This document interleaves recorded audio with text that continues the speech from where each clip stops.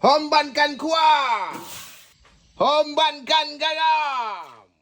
Hombankan daun kunyit. Jadi Wak Mika nak tengok aku simpan sagu dekat mana Wak? Ni Wak, aku simpan kat sini Wak. Dalam termos Wak. Supaya tak masuk angin Wak. Hombankan udang. Tepu kuali malam ni Wak. Dan di sini kita tengok udang rebus kita sudah masak. Gila. Menyala Wak ai. Mak, bansai lauk malam ni Wak. Hombankan kuah udang buat air asam pula Wak.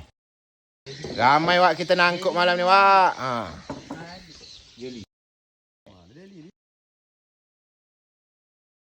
Kalau pakai hampan bukan kecil kan gitu banyak dapat lebar. Dapat buaya.